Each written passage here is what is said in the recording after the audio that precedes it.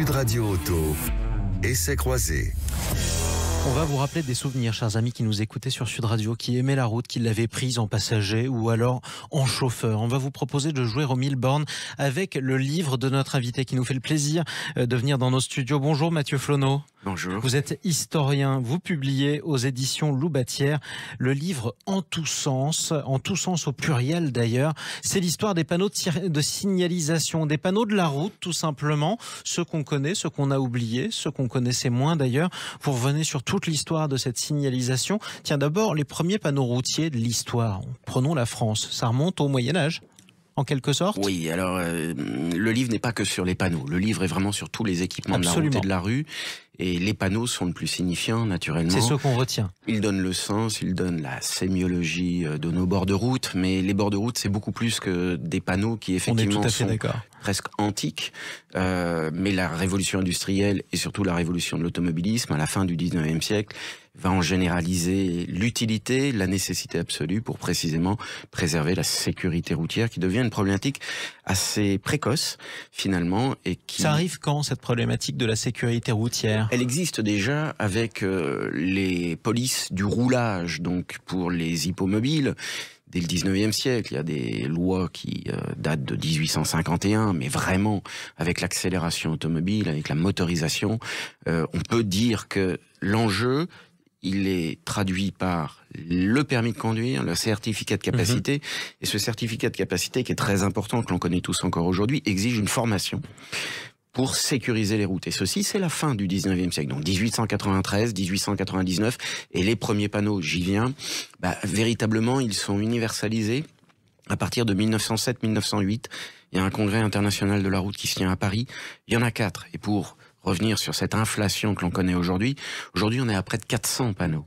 Donc on est passé de 4 à 400. Est-ce que vous êtes capable, vous-même, qui avez publié un ouvrage, notamment sur la signalisation routière, pas que sur les panneaux, sur toute la signalisation, est-ce que vous les connaissez tous? Bien sûr que non. Un panneau que vous avez un panneau que vous avez découvert en écrivant ce livre. J'ai découvert, par exemple, les panneaux de chaussée à voie centrale banalisés, qui se sont généralisés, mais l'enjeu, il est vraiment fondamental, parce que c'est comment on partage démocratiquement la route.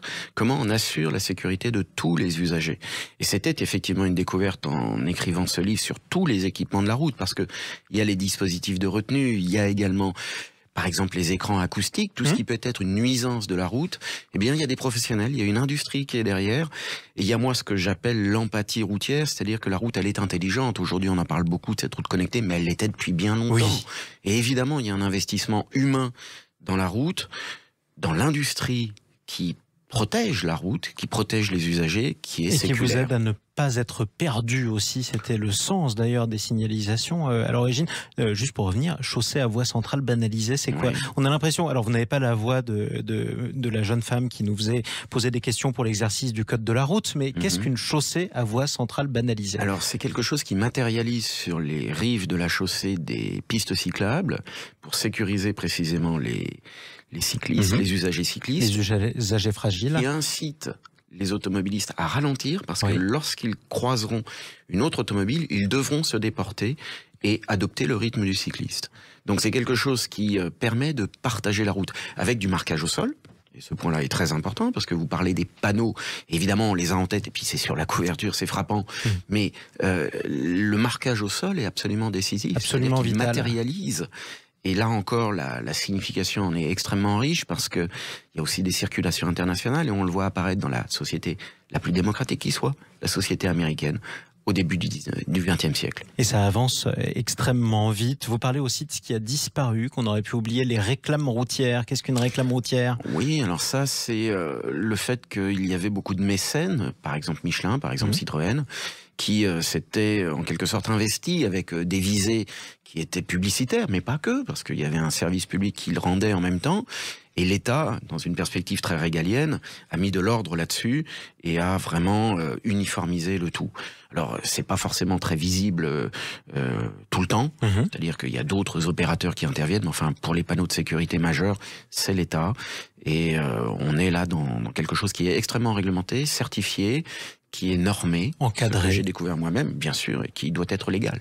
Est-ce qu'on a une idée de la proportion des usagers de la route qui connaissent absolument tout ce qu'ils voient, sans même s'en rendre compte, toutes les signalisations? Bah, écoutez, on peut être très optimiste. Enfin, a priori, quand même, le système fonctionne. Oui. Naturellement, je vois la discussion qui pourrait naître, c'est-à-dire, sommes-nous nous-mêmes en mesure de repasser aujourd'hui un code de façon optimale? C'est effectivement une question. Toujours est-il qu'il faut avoir un déterminisme moyen qui permet à chacun de s'y retrouver.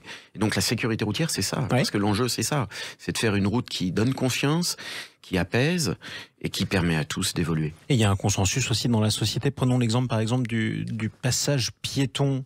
Concrètement, le piéton pourrait traverser où il veut, mais il fait l'effort d'aller un petit peu plus loin sur le trottoir pour traverser sur le passage piéton, là où l'automobiliste va s'arrêter. En gros, c'est la coopération, la signalisation de la route. Oui, tout à fait. Et les traversées piétonnes sont effectivement centrales, là aussi dans les équilibres généraux, parce que ce sont les plus fragiles, les enfants et d'autres, évidemment. Mais ça a été toute une pédagogie, toute une éducation. Ça a été aussi tout un investissement matériel, parce que qui dit passage piéton, si la chaussée est un peu complexe, il y a des refuges. Donc il y a des constructeurs de cela, et c'est extrêmement normé. Il faut que les bordures soient accessibles, que aujourd'hui dans les réalisations les plus poussées, il y ait une petite déclivité pour les personnes à mobilité réduite.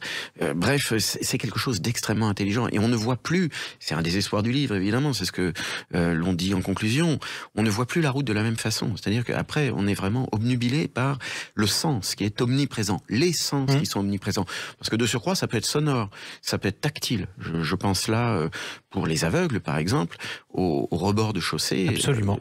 Qui sont ceux du métro, et les producteurs sont souvent les mêmes, mais pour matérialiser la distance de sécurité par rapport au quai, vous avez la même chose sur certains passages cloutés. Et vous avez aussi parfois cette sonnerie qui se rapproche à côté du petit bonhomme vert que ne peut pas voir l'aveugle quand c'est juste à côté des établissements qui sont spécialisés pour eux. Dernière question sur l'avenir, la route intelligente, est-ce que ça fera disparaître la signalisation? Bien sûr que non, la route intelligente, c'est une question de redondance, beaucoup. Et donc évidemment, on aura besoin toujours de panneaux. La connexion, la connectivité, ce qui est un enjeu industriel aussi considérable, doit être encore sécurisé, parce qu'on en mesure évidemment tous les enjeux juridiques si d'aventure il y avait dysfonctionnement. Qui est responsable? La responsabilité, c'est fondamental. Et ce livre finalement fonde la responsabilité de chacun dans son domaine de compétences. Et moi-même, en l'écrivant, j'ai découvert une industrie et des gens dont les savoir-faire étaient considérables. Et c'est tout un univers. Merci Mathieu Flonneau. Merci à vous. Je rappelle que vous êtes historien et que vous publiez, pour tous ceux qui voudraient découvrir aussi l'histoire du bornage, on a parlé de panneaux, mais il n'y a pas que les panneaux, les premières bornes qui datent du XIIIe siècle sur le territoire français, vous le rappelez, c'est publié aux éditions Loubatière, en tous sens, tout au pluriel. Et c'est un jeu de mots d'ailleurs. Merci à vous.